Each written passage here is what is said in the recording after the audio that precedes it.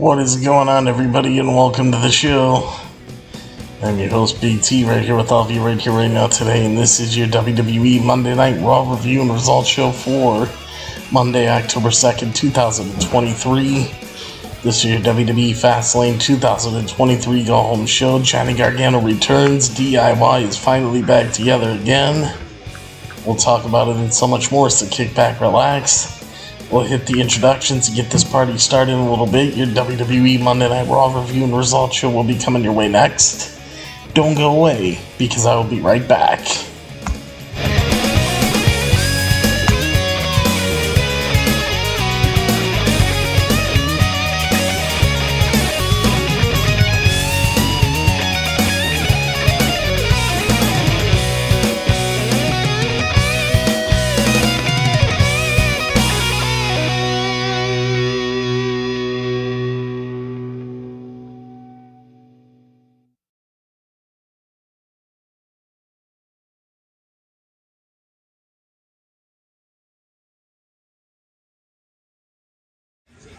This is M-Dog20, Matt Cross. We're in Cleveland, Ohio, and you were checking out Beyond the Ring with my man, Big T. Thank you, man. Big T.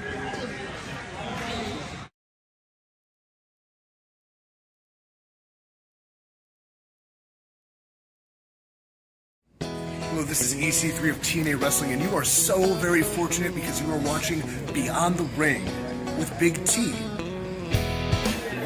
This is the bad boy Joey Janela, and you're watching Beyond the Ring. Gable out.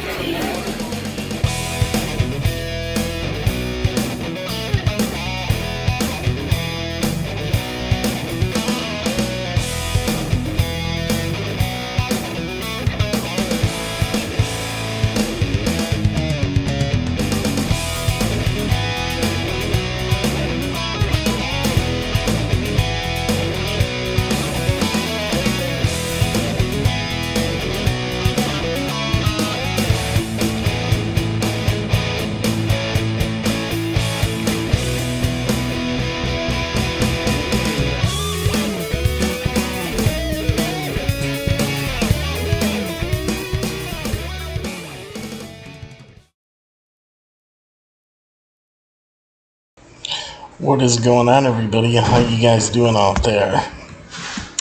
Welcome to the show. Oh boy. Here for Monday Night Raw. And let me tell you something, guys. It wasn't that great of a show. Just wasn't. You know, they had a great main event and all, but everything else that happened was just fell kind of flat to me and really didn't do much of anything. But we'll get into all of it and talk about it. So how you guys doing? Welcome to the show. I'm your host, Big T, right here with all of you guys today. You can call into the show live on Skype if you have any questions or comments about Raw. That's at BigT_119. Check out my website, www.beyondtheringwithBigT.com. Follow me on Twitter, BeyondTheRingBT. Like me and follow me on Facebook, Beyond the Ring with Big T. Follow me on Instagram at Beyond the Ring with Big T. Everything you need is right there. Don't forget, donate to the show. The PayPal link's at the top of the description of this video and every single video that I do. And there's a, PayPal link at the top of the YouTube live chat, Facebook live comments, and also, the description of every video. There's a PayPal button on my YouTube homepage. Any amount you guys want to donate to the channel would be very much appreciated, so please donate right now. And, yeah, I mean, honestly, there wasn't too much interesting about Monday Night Raw at all, at least for me. Had a great main event, but really when I look at everything else that happened on the show, it did not do much for me at all, to be honest. Just didn't. It felt flat. It felt like there was a lot missing, from the show itself. I don't know, it's just WWE hasn't really been they just haven't been really doing things right. the shows are just not clicking on all cylinders like they should be. But anyway, also hashtag Justice for Pretty. And as well, guys, let's see, donate everything you need. We got everything down. Let's take a look. Where is my stuff?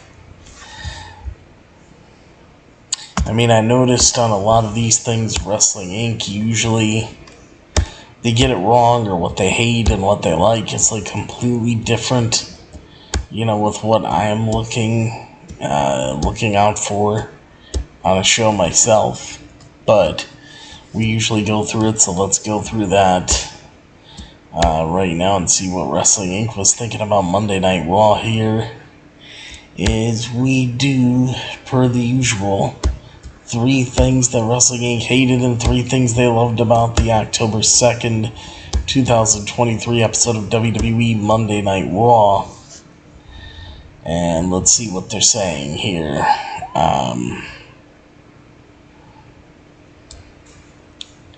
Let's see, where contract signings and sometimes matches, for matches that happen on the same night, it turned out to be a slightly different Raw than we were expecting this week. Becky Lynch wasn't medically cleared and planned NXT Women's Championship match against Tegan Nox, and Jey Uso versus Damian Priest was also called off, but there was still plenty going on, including an impromptu Intercontinental Championship match, Drew McIntyre versus The Miz, and more matches being set up for Fastlane this Saturday. But how did this hastily rewritten Raw go over? Well, it's not a question that tends to result in a comprehensive overview of the entire 3-hour quote-unquote extravaganza. Because honestly, for me at least, Raw was not an extravaganza. You know, nothing WWE has been any sort of extravaganza. It just hasn't. If you want an honest opinion there. But, let's see. Alright, the first thing Wrestling Inc. hated about WWE Monday Night Raw this week, they hated ready and willing, but apparently not Chad Gable. Miles Schneiderman wrote this. It says, we didn't get the chance to write about this when it happened, but we happen to think WWE made a huge creative mistake in not having Chad Gable and Gunther's Intercontinental title run a few weeks ago, just before Gunther broke the record. See, this is where I disagree with Wrestling Inc. right away. Why would you want Chad Gable to end Gunther's run right before he's about to break the all-time record? If anything, you have Chad Gable end Gunther's reign right after Gunther breaks the record. See, this is the whole issue here. This is where not even a website that is quote-unquote professional in Wrestling Inc., they don't even get it right. Because they could have this is WWE's booking, you know, their own fault here when they could have put Chad Gable to face Gunther in this Intercontinental title feud. They could have did that after Gunther broke the Intercontinental title record, and then you could add Chad Gable win. They gave Chad Gable his feud with Gunther way too early, and they screwed that up. This is what nobody's understanding here. I don't understand what's so hard to follow. So right off the bat, I'm already disagreeing with Wrestling Inc. But it says, we feel about that match the way people feel about Cody Rhodes versus Roman Reigns at WrestleMania. You had the chance to really make a guy and you didn't take it. And while we were heartened initially by the fact that the feud seemed to be continuing, it still felt a little bit like the moment had passed. Then Gable lost a match clean to Bronson Reed 2 weeks ago. And then he and Otis lost a tag team match clean to Imperium this week. And now it looks like Imperium might have moved on to DIY, and we're starting to get really worried that they pulled the trigger too late, you know, as the best case scenario at this point, and that the more likely scenario involves not pulling the trigger at all, which would just suck so hard. It says, man, Chad Gable has been casually having great matches on Raw. basically since Paul Triple H Levesque took over creative, and if not before.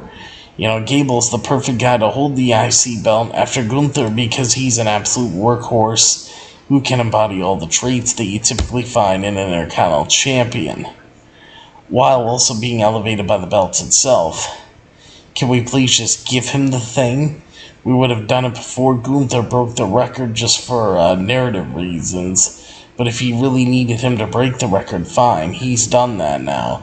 It's past time for us that Gunther was dethroned. And we can't think of a single better option to dethrone him but Chad Gable. And they already sowed the seeds for another match between them.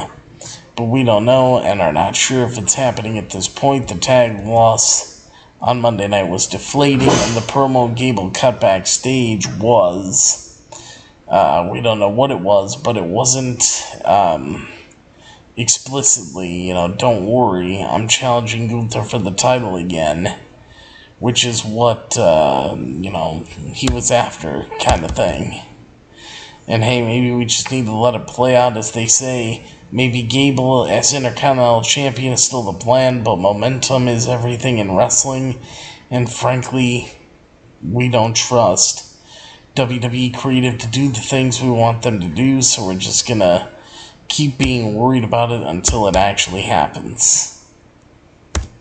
So there were a couple things that were agreed upon on my end, but a couple things I definitely disagreed with there. First thing that Wrestling Inc. loved about WWE Monday Night Raw this week: the storyline between Tegan Nox and Natalya continues to be written.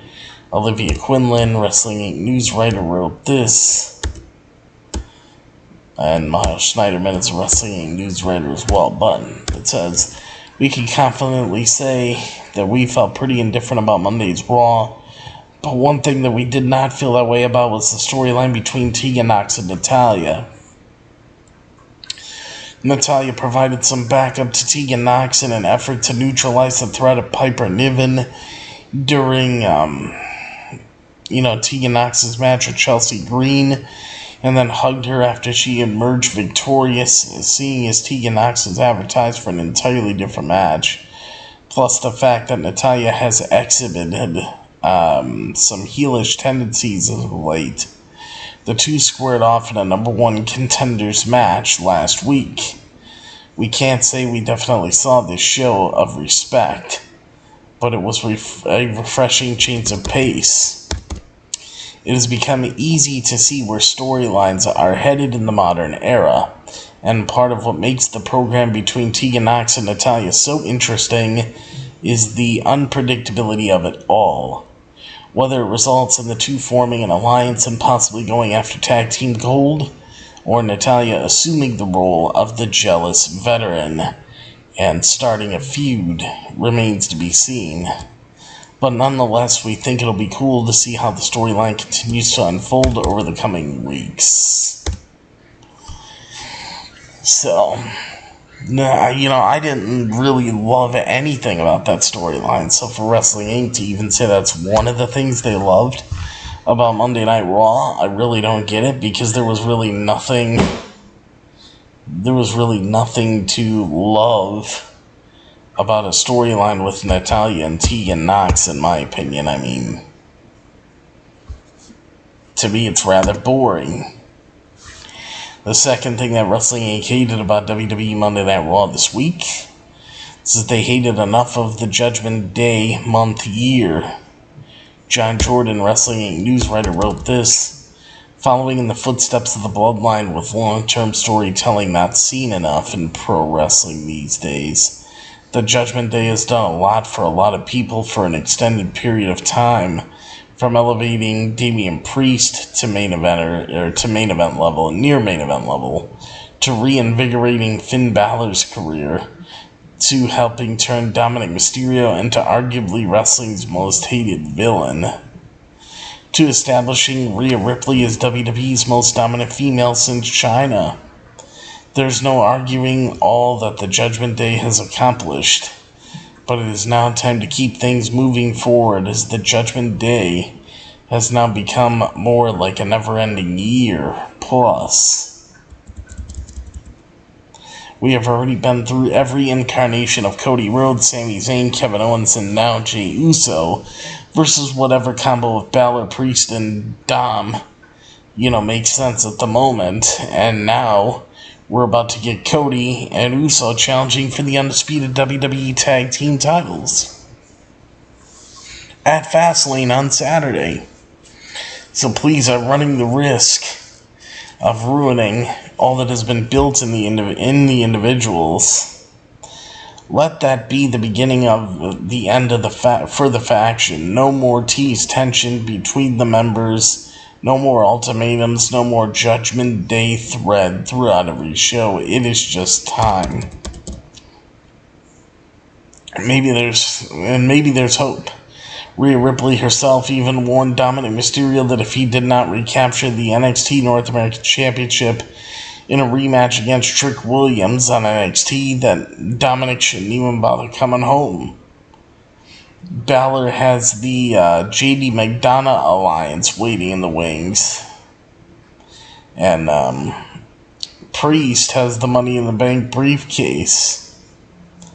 And Rhea Ripley still has the WWE Women's World Championship around her waist. So there's plenty for all of the players in the group to continue on to separately. It has been a fine run, but the faction's reached its limit. Time to move on. So that's one thing that they're thinking about the Judgment Day. Honestly, for me, that's a little bit more of an agreeable thing because the Judgment Day has been way too overexposed for a long time now, and honestly, the overexposing of the Judgment Day really has become a little too much, and they needed to cool it a while ago, and why they never have, I don't know. I really don't know.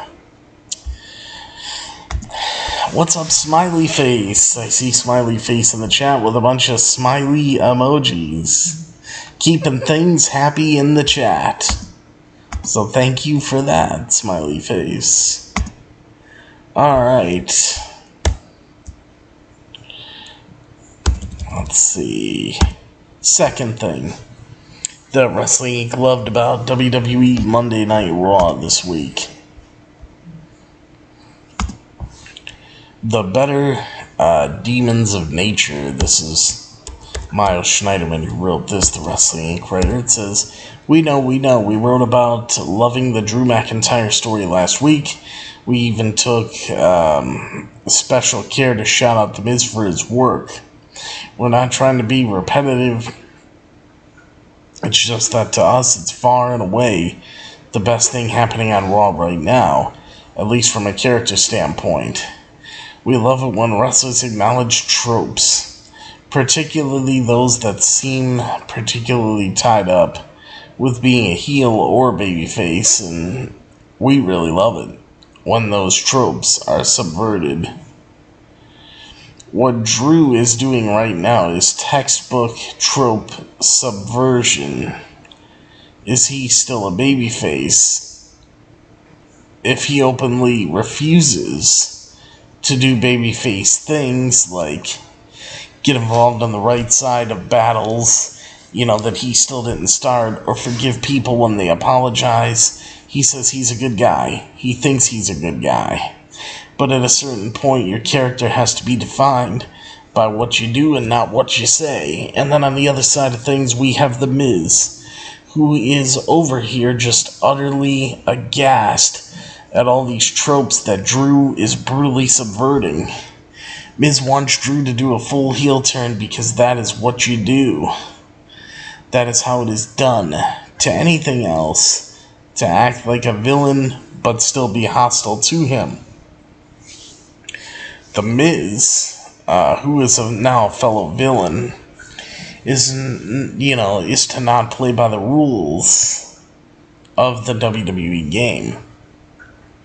From The Miz's perspective, he has tried to stand up for Drew after he acquired a slightly more heelish worldview and was then repaid for his fellowship with pain and mockery. Because Drew is too selfish too selfish to pick a side and stick to it. It is the most warped, twisted logic you've ever heard. But in a weird way, it makes sense. And that is why The Miz comes extremely close to actually being sympathetic in the ensuing match, or ensuing match, in which he's not even given the time to change out of his suit before this massive Scotsman Drew McIntyre beats him up. Brilliantly, the match ends up revolving around the prototypical heel move of exposing the turnbuckle pad. Miz tries, but is caught. Then Drew uses his sword to distract the referee, exposes the turnbuckle pad, throws Miz into it, and wins. And as he himself yells afterwards, it's all fine, because he will just say sorry and everyone will be friends with him again, right? It says just absolute chef's kiss to all of this. And we are looking forward to inevitable Drew McIntyre versus the inevitable Drew McIntyre Cody Rhodes feud, more than we've looked forward to a Cody feud in a long time. So, I don't know. I mean, I think Drew McIntyre's going heel. Yes, I would think so. So let's see what happens.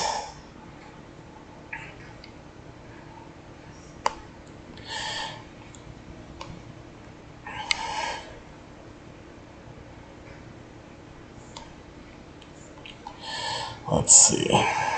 Alright, folks. Got a couple more here.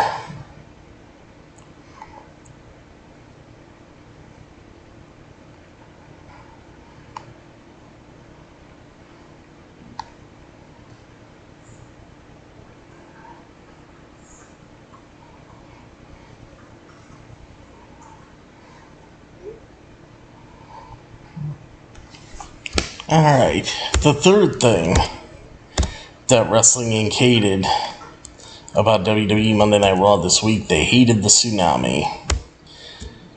Olivia Quinlan wrote this one. It says, "We were excited to see Cedric Alexander back in action for the first time since competing on the June 19th episode of Raw,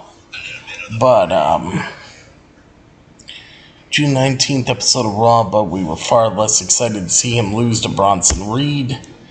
We will be the first to admit that Alexander got much more screen time than one might have anticipated.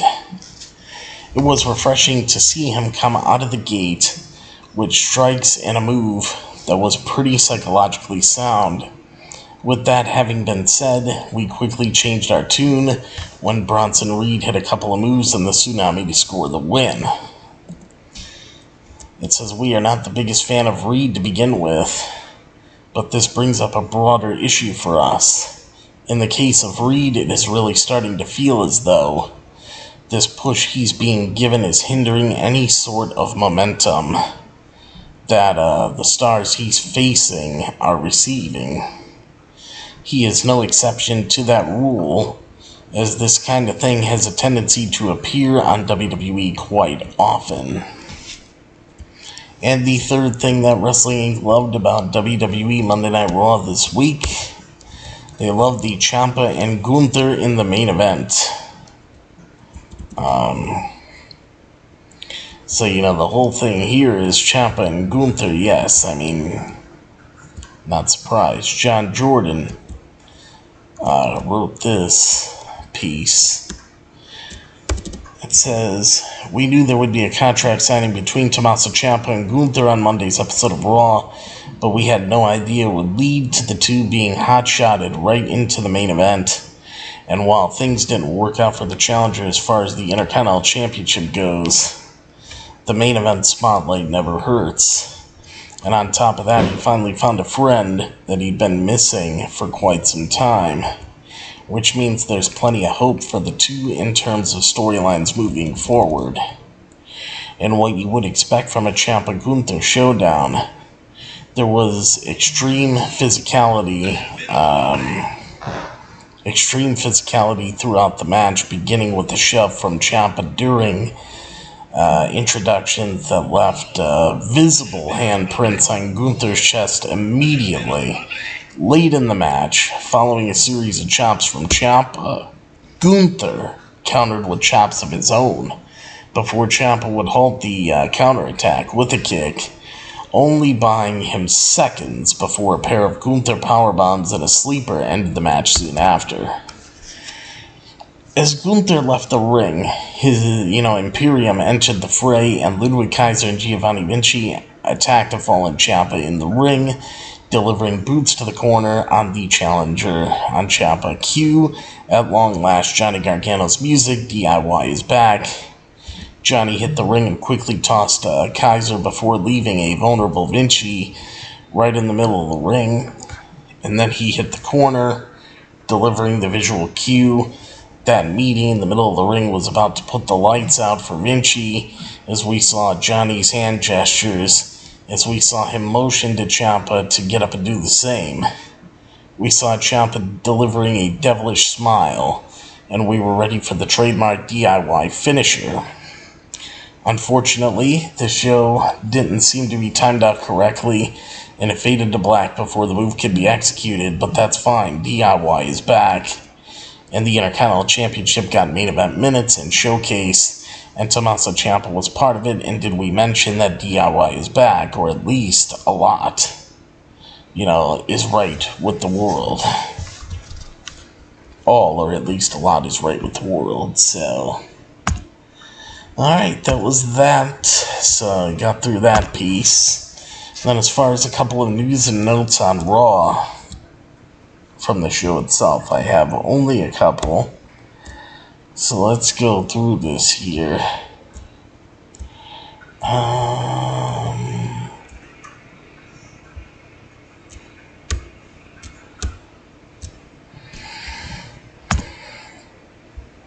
Let's see.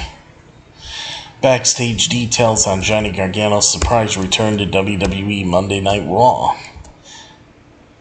We got that, and got stuff on the ratings for Raw as well, so get into those two things later, but let's get into Raw itself. WWE Monday Night Raw review and results for Monday, October 2nd, 2023. Intercontinental title main event, contract signing, Xavier Woods versus Ivar and more. It says WWE Monday Night Raw for Monday, October 2nd, 2023 is coming to us live from the SAP Center in San Jose, California. Coming off of his win against Ludwig Kaiser last week, which, really isn't impressive, to be honest with you. It's just not.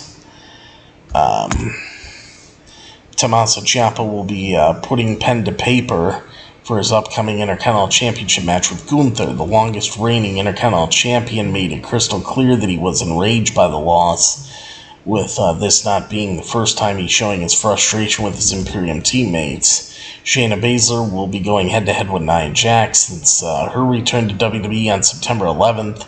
Nia Jax has sidelined Women's World Champion Rhea Ripley. Forced the tag team match between Shayna Baszler, Zoe Stark, Piper Niven, and Chelsea Green ended a no contest, and beat Zoe Stark in singles competition. After his teammate Kofi Kingston came up short against Drew McIntyre last week, Xavier Woods looks to bring home a win for the New Day as he goes one-on-one with Ivar, the Viking Raiders. During said matchup, Ivar blindsided Xavier Woods, who was at ringside, capturing the attention of Kofi Kingston, allowing Drew McIntyre to land a Claymore kick for the win. Speaking of Drew McIntyre, not only did he defeat Kofi Kingston last week, but he appeared on Miz TV, finding himself in a heated verbal exchange with host The Miz, which ultimately led to him headbutting The Miz. In light of that, Drew McIntyre will be making a second appearance on the talk show in what is sure to be a fiery confrontation.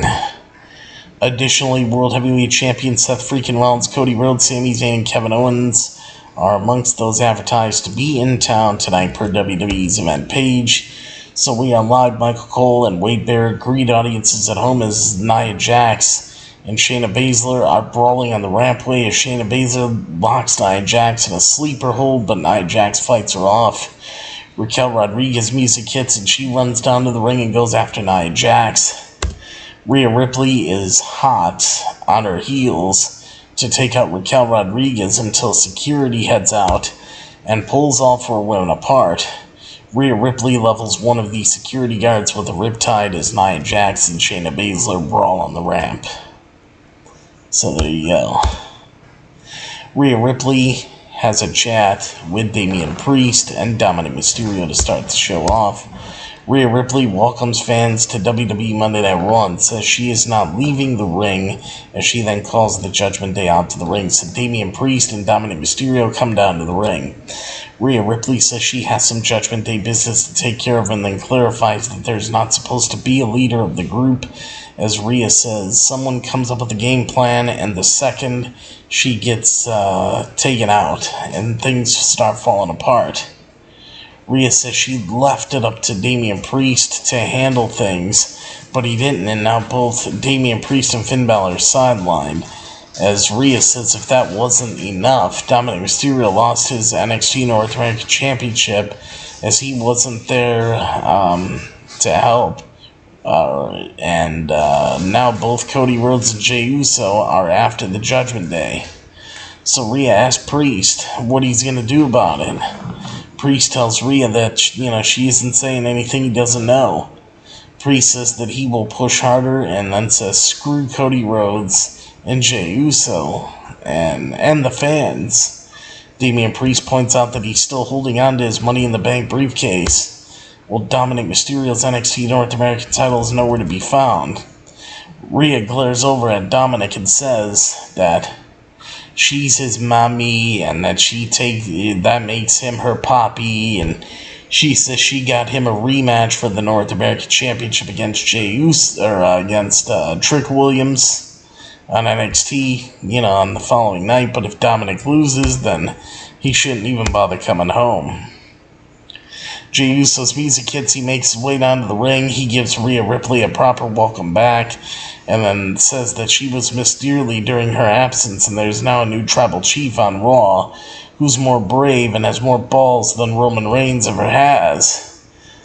Damian Priest tells Jey Uso that he's tired of hearing him run his mouth and looks to go after him, but Dominic stops him and reminds Damian Priest that he isn't medically cleared to handle Judgment Day business, as Dominic says he'll step up to take care of things, and Damian Priest allows him to do so despite protest from Rhea Ripley.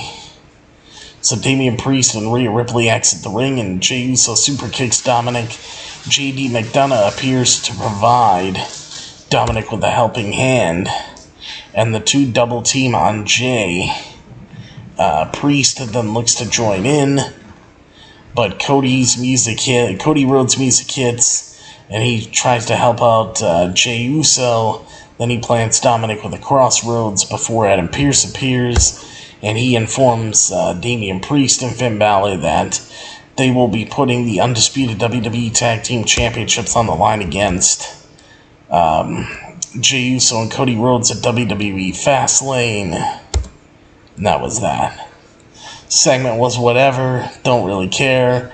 More Judgment Day, going up against Cody Rhodes and Jey Uso, yeah, I'm good on that. It's like we don't really need to see more of it. Alpha Academy makes their way down to the ring. Imperium follows, so we got Alpha Academy, Chad Gable and Otis against Imperium of Ludwig Kaiser and Giovanni Vinci. Kaiser and Gable begin the action. The bell rings. Both men lock up. Gable executes an arm drag, but Kaiser fires back with a shoulder tackle before the two go back and forth with submission holds. Vinci tags in and delivers a boot to Gable's midsection as he follows it up with an uppercut, but Gable lands a suplex and ascends to the top as Kaiser pulls Vinci out of the ring, and Otis dumps Gable on top of the pair to level them. Go to commercial, come back from the commercial break. Kaiser lands a right hand on Gable's head. Vinci tags in and delivers a stomp to Gable and then lands an uppercut and a clothesline. Kaiser tags in and lands an elbow on Gable's spine as Gable fires back with a back body drop and cinches in an ankle lock as Kaiser fights him off and Gable lands a German suplex. Otis tags in and lands a clothesline before hitting a suplex and a splash in the corner as he executes the caterpillar and looks for a slam. But Vinci pulls him off the ropes. Gable takes him out with the cannonball off the apron, but Kaiser fires back with an enziguri for the 1-2-3 and the pin and the win. Your winners are Imperium. And, Imperium wins, beating Alpha Academy. The match was whatever. I didn't care. I wasn't interested. We then head backstage to Adam Pearce and Tegan Nox. And then Adam Pearce informs Tegan Nox that her NXT Women's Championship match with Becky Lynch had to be postponed due to Becky Lynch sustaining an injury at NXT No Mercy before Chelsea Green interrupts and Adam Pearce makes a match between Tegan Nox and Chelsea Green. I'm like, great. More things to not give a shit about. Go to commercial, come back from the break. Bronson Reed heads down to the ring. Cedric Alexander's already waiting inside the ring, so we got Bronson Reed versus Cedric Alexander. Another match nobody cares about. The bell rings and Cedric Alexander wastes no time going after Bronson Reed as he sends him outside and delivers a kick through the middle rope. Both men return to the ring. Alexander lands a kick on Reed and then ascends to the top as Reed drags him down and then delivers a splash and a senton as he follows it up with the tsunami. Reed does for the 1-2-3 and the pin and the win. Your winner is indeed Bronson Reed. I mean, really, are you guys surprised? I think a lot of you really aren't surprised. I know I wouldn't be. So we go to commercial, come back from the commercial break. Adam Pearce is waiting in the ring. Gunther and Tommaso Ciampa put pen to paper for their WWE Intercontinental Championship match. Adam Pearce introduces Tommaso Ciampa and Gunther, and they make their way down to the ring. Ciampa looks to sign the contract, but before he does, he grabs the microphone and says, "The air will taste different and the sun will shine less," when he fights him for the Intercontinental Championship. As Ciampa says, while Gunther has been served 5-course meals, Ciampa says he's been served roadkill. And Ciampa says when he walks out the curtain, he's fighting for himself, and he promises that he will be the new WWE Intercontinental Champion and signs the contract. Now keep in mind this match was supposed to take place next week on Monday Night Raw, but let's continue on. Gunther reminds Ciampa that this is a contract signing for the most prestigious title, and then says Ciampa talks about fighting for himself, as he says that his title is near and dear to him, and Ciampa says Gunther is confident for someone whose world is about to crumble around him. Gunther tells Ciampa to never talk to him again, and says this is the closest he will ever get to his title. Ciampa says that there are a great deal of eyes on them, and they don't have to wait for the Intercontinental or they don't have to wait to fight for the Intercontinental Championship when they can do it tonight. Gunther signs the contract and agrees, and Pearce then makes the match official for tonight, and then Gunther tosses the table out of the ring before Ciampa cinches in the Sicilian stretch on Gunther. And we got an Intercontinental title main event. Great segment there. That was very enjoyable. Xavier Woods with Kofi Kingston in his corner. They make their way down to the ring to go one-on-one with Ivar. There was no Eric or Valhalla there. It was just Ivar by himself. This match was kind of okay, but nothing special. The bell rings. Xavier Woods drop kicks Ivar into the corner. He follows it up with a knee and a few chops, but Ivar fires back at the senton and a suplex as Ivar hits another senton, but Xavier Woods delivers a kick and clotheslines him out of the ring as he looks to go flying, but Ivar shoves him into the ring apron as he looks for a crossbody, but Xavier Woods avoids it and delivers the drop kick off the barricade. We go to commercial, come back from the commercial break. Xavier Woods lands a few chops and follows it up with a pair of kicks and a forearm. Xavier Woods gets Ivar up on his shoulders and delivers a Death Valley driver, but Ivar plants Xavier Woods and ascends to the top. Xavier Woods looks to pull him down, but Ivar executes a sit-out and climbs back up to the top as he looks for a splash, but Xavier Woods avoids it and rolls up Ivar as Ivar kicks out, and Xavier Woods rolls him up once again for the 1-2-3 and the pin and the win. Your winner is Xavier Woods.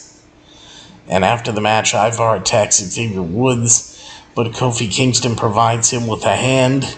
Ivar eventually overpowers him and powerbombs him on top of Xavier Woods as Ivar then delivers a moonsault off the top ropes to both Kofi Kingston and Xavier Woods, to both men. And that was that. It was okay.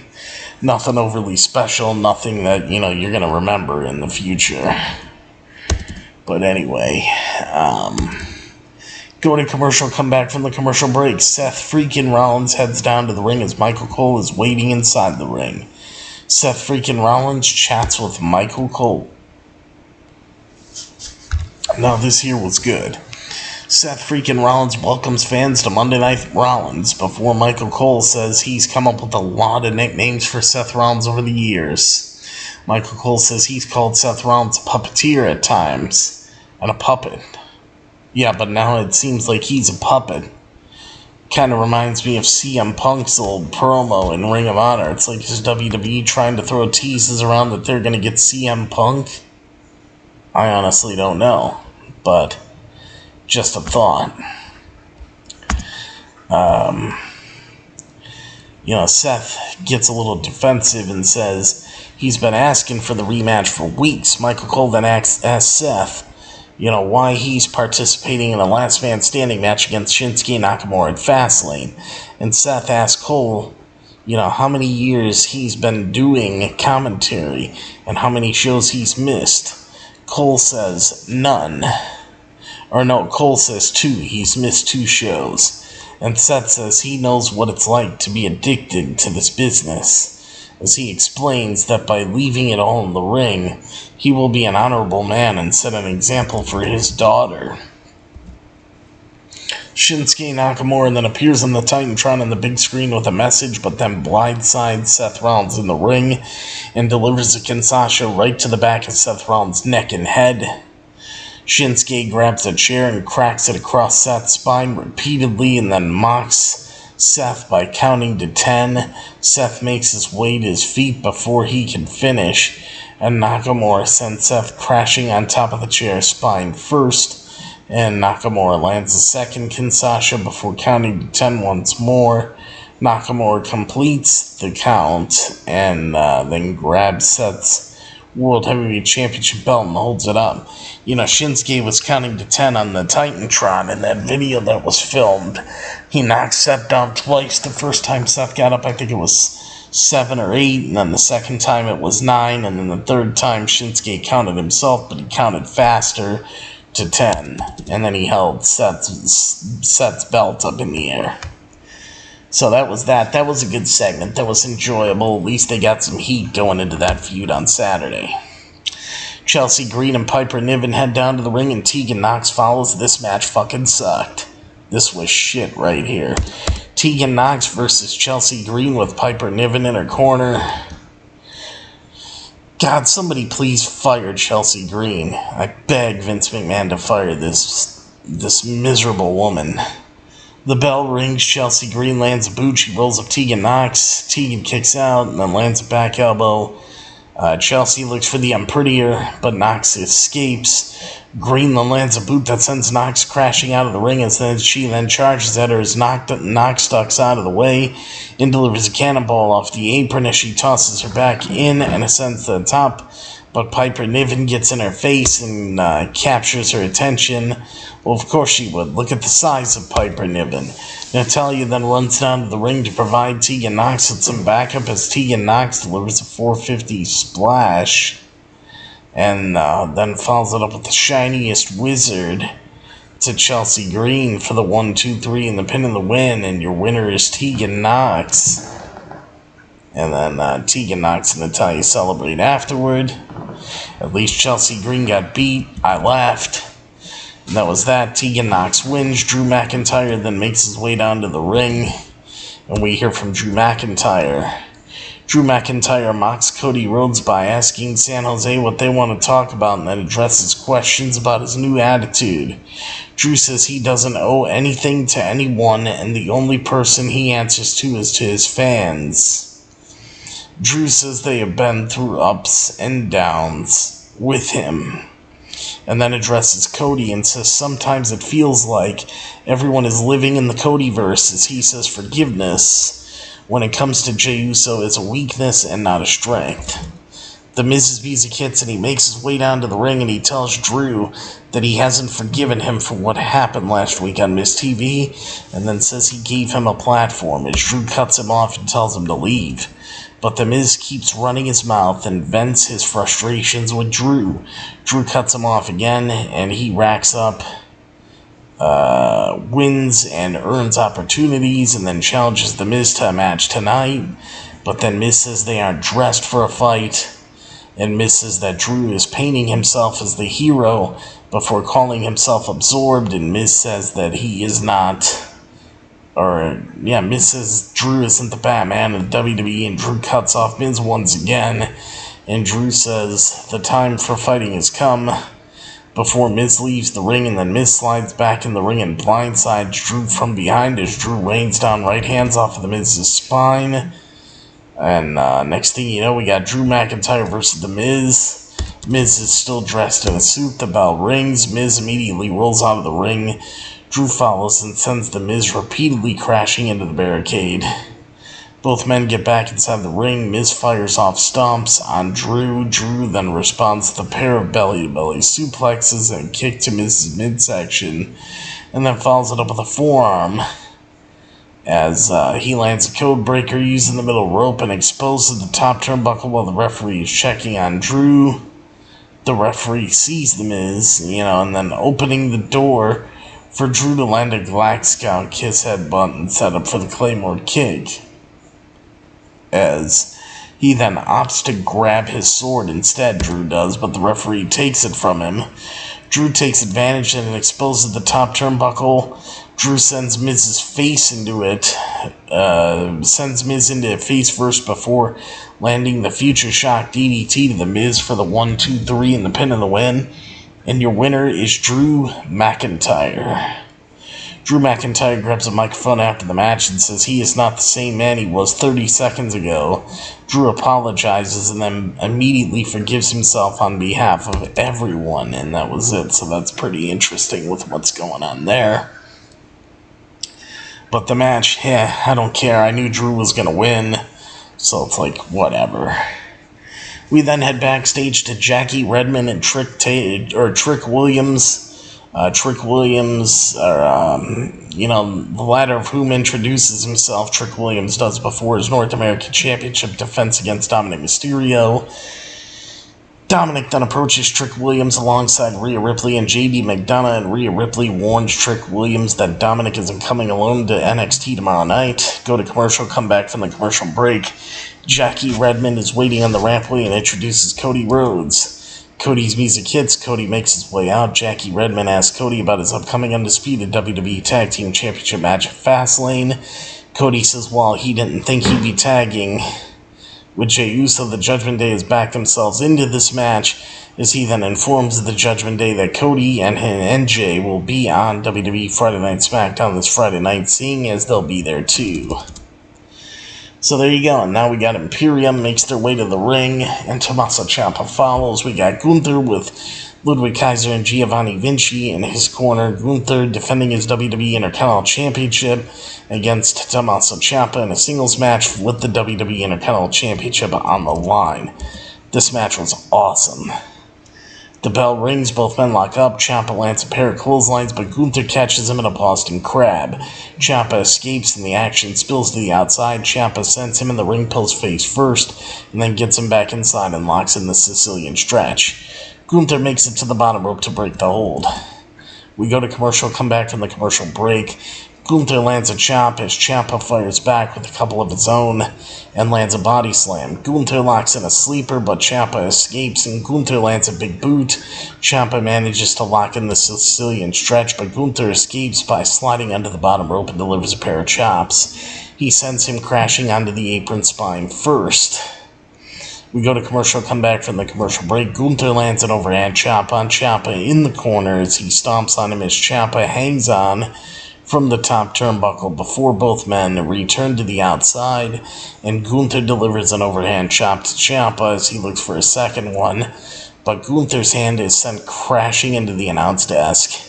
Ciampa then delivers a running knee off the apron and then sends Gunther into the ring post face first, as he sends Gunther's hand repeatedly crashing into the announce desk. Gunther fires back with a chop and dumps him back inside, as he hits Willow's bell and fires off several stomps.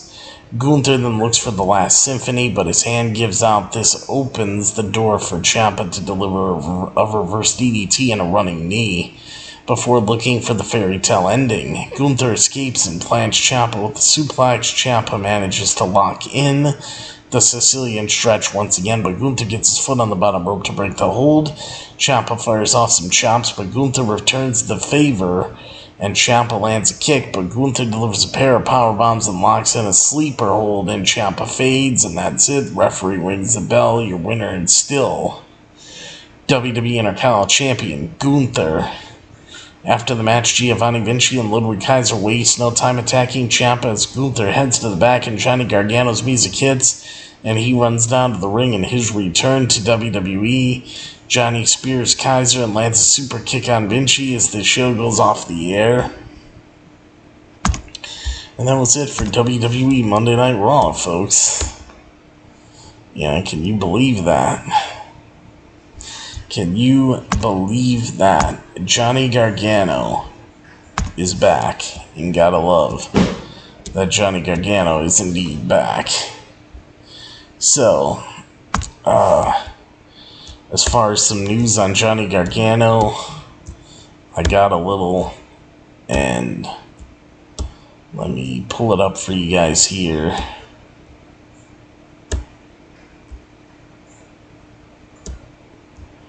Let's see. Backstage details on Johnny Gargano's surprise return to WWE Monday Night Raw. After months of speculation as to why he's not appearing on WWE television, Johnny Gargano made his return to WWE Monday Night Raw to reunite with Tommaso Ciampa, saving him from an attack by Imperium, Giovanni Vinci, and Ludwig Kaiser. After a match with Gunther for the Intercontinental Championship, now PW Insider's reporting that Johnny Gargano's return was in fact a late decision by WWE Creative. According to PWI, plans for Gargano to return were locked down over the weekend as he traveled to the show in San Jose earlier in the day and was kept hidden. Though he had not been seen on TV for months, Gargano had recently been back in the ring facing Omos at house shows several weeks back. According to the outlet, Gargano's last match was on the May 15th, 2023 episode of Raw, where he was part of a battle royal to determine the number one contender for the Intercontinental Championship. His DIY tag team partner, Tommaso Ciampa, has recently been posting missing flyers for Johnny on social media. Johnny had previously suffered a shoulder injury that kept him out of action, but it was reported back in July that Gargano was healthy after taking time away from the ring after the birth of his first child in 2021. Gargano rejoined the WWE alongside a slew of other returning stars, including Karrion Kross and Dexter Lumis, in the summer of 2022. And then as far as other stuff for Monday Night Raw, because there's a story on Johnny Gargano, let's see. Courtney, hey, what's up? She says, yo, Big T, just checking in, so happy to see you back. Well, Courtney, thank you. I'm glad to see you back. It's been a little while since I've been here, but I'm glad to see you in here enjoying what we got for the show. So thank you. And the last story before I get out of here, guys. WWE Monday Night Raw pulls in highest ratings since start of 2023 Monday Night Football season. How, I don't know, because the show wasn't that great. The Seattle Seahawks 24-3 victory over the New York Giants made for less than dramatic television on Monday Night Football, but football fans' disappointment was wrestling fans' benefit on Monday. WrestleNomics is reporting that this week's WWE Monday Night Raw was watched by 1,511,000 overall viewers on Monday. The highest rating for WWE's flagship program since the start of 2023 NFL regular season, a 3% bump from last week. Viewership in the 18 to 49 demographic was up 12%, with 632,000 18 to 49 viewers tuning in from the highly coveted demographic. The highest rated segment was the opening drama between the Judgment Day's Rhea Ripley and Dominic Mysterio. The Women's World Champion Rhea Ripley chewed out former North American Champion Dominic Mysterio for his loss at NXT No Mercy. To the delight of the audience at home, which seemingly stuck around for the Alpha Academy match that followed as the lowest rated segment in the 18 to 49 demographic, was the match between Bronson Reed and former WWE Cruiserweight Champion Cedric Alexander, while the lowest rated segment for the overall audience was also a segment involving the Judgment Day with their backstage segment with Trick Williams as well as Cody Rhodes' interview about his upcoming tag team match at WWE Fastlane. The news comes after last week's SmackDown also received a 3% bump in the overall rating. Also with the return of popular wrestling and Slim Jim spokesperson LA Knight as well, as multi-time WWE champion John Cena, who will team with LA Knight at the upcoming Fastlane Premium Live event. The Friday night show did not hold the 18 to 49 demographic like last night's Raw did, however. So there you go. That's the ratings for Raw. And Jade Cargill, for anybody that wants news on Jade Cargill, this is the last piece I got, then we're getting out of here. Jade Cargill reportedly scheduled for WWE Fastlane, upcoming Raw and SmackDown tapings. Jade Cargill has made it clear that she intends to create a memorable legacy for herself in WWE, and according to a new report, Jade Cargill may soon be taking her first steps as a WWE superstar. Per PWI Elite, the newly signed talent is currently penciled in to be at WWE's Fastlane Premium Live event, which emanates from the Gainbridge Fieldhouse in Indianapolis, Indiana on October 7th. While Jade Cargill is reportedly stated to be in attendance for the Premium Live event, it is unknown if she will be appearing on screen. During Monday's broadcast of WWE Raw, Jade Cargill posted a series of tweets directed at wrestling fans and the Raw locker room, teasing a confrontation with one of the members of the Raw women's division. "Just standing next to me is a blessing, so let me help you out, my first victim," Jade Cargill wrote. On the heels of these inviting tweets, PWI Elite is also reporting that Jade Cargill is tentatively scheduled to be at upcoming tapings of SmackDown and Raw as well, in addition to Fastlane. As of this writing, it is unclear which of WWE's three brands Jade Cargill will land on, but early word indicates that Jade Cargill will be assigned to the Raw brand, the brand that Rhea Ripley currently rules as WWE Women's World Champion. So there you go. So there was your Raw review, your news on Raw, everything. News on Johnny Gargano, news on Jade Cargill, ratings for Monday Night Raw, and everything in between. So as far as what I would rate the show, guys, the show itself wasn't that great. If it wasn't for the main event, we would have been looking below average, probably 4 out of 10. But that main event match, really gave it, a good boost and kind of booted the show up for me. Because that main event with Gunther and Tommaso Ciampa was a great main event. You can't deny that. And seeing Johnny Gargano return was awesome. So in the end, the show wasn't bad, but there was just things, that could be so much more exciting than what they are. So I'll say WWE Monday Night Raw, my rating on a scale of 1 to 10. WWE Monday Night Raw for Monday, October 2nd, 2023. I'll give WWE Monday Night Raw a 6 out of 10, just slightly above average, but lots of room to improve, for sure. And there you go, guys. So I am getting out of here and getting things going. I'll be back with you guys tomorrow night, Wednesday night, for AEW Dynamite. We'll see what the fallout is for Wrestle Dream. It's Dynamite's 4-year anniversary show. We're going to have Adam Copeland, formerly known as Edge, make his first appearance on Dynamite, so that'll be fun. And we'll talk about that. So we'll see what happens on Wednesday. But yeah, guys, hope you enjoyed the show. Don't forget to leave your likes, comment, subscribe. Follow me on all social media platforms. Donate to the show on PayPal. All that stuff. So, keep your eyes out for everything. And then, so that's going to do it for me, everybody. So, I will see you guys next time. Yes, there will be a next time for me right here on Beyond the Ring with Big T. That will be for your AEW Dynamite review and results show tomorrow night, live after Dynamite.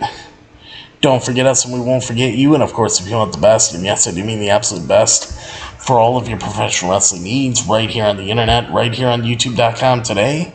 Always remember to think Beyond the Ring with Big T. And of course, everybody, like I said, Wednesday night, tomorrow night for Dynamite is going to be good. It's going to be history-making, 4-year anniversary of Dynamite, along with Adam Copeland, Edge, formerly known as Edge, but now Adam Copeland, making his AEW debut. Where can you go wrong with that? So it's going to be a really fun show. I hope you guys will check it out. I'm excited to see what's going to happen with Adam Copeland. And Dynamite's going to be surely historic on the 4-year anniversary show tomorrow night, and I'll be here covering it. So, there you go. And then, so thank you guys very much for watching and listening to your WWE Monday Night Raw review and results show for Monday, October 2nd, 2023. And of course, everybody, as always, you know how it goes. It was a great time here, a lot of fun. And now, I'm going to enjoy the rest of my night. I'll be back here tomorrow, but felt good to be back. Talk to you guys a little bit tonight. And, Lisa, nice to see you as well. I'm glad you got to join in, and you have a great night as well. It's been really fun to be back, so good to see everybody coming on in. Thank you to Smiley Face, to Courtney, to Lisa, everybody that came in and had fun tonight. Hopefully you'll see you guys back for Dynamite on Wednesday night. So, as always, everybody, always remember, never ever forget that I'm your host, Big T, and I will see all of you at the matches, and I'll see all of you for your AEW Dynamite 4-year anniversary show tomorrow night. And good to see Johnny Gargano back. And take care, everybody. I love you all. And of course, good night, everybody. Ha ha ha ha.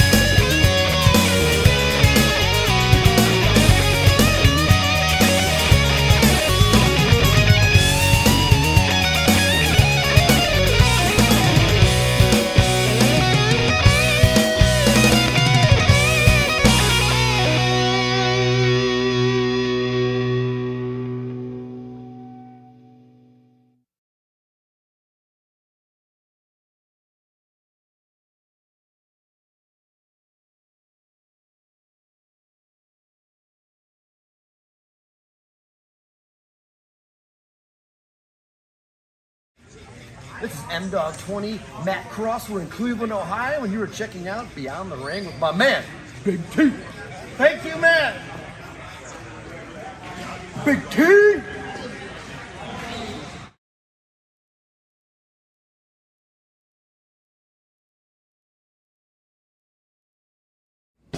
Hello, this is EC3 of TNA Wrestling, and you are so very fortunate because you are watching Beyond the Ring with Big T.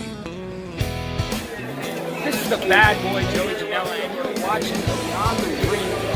AEW.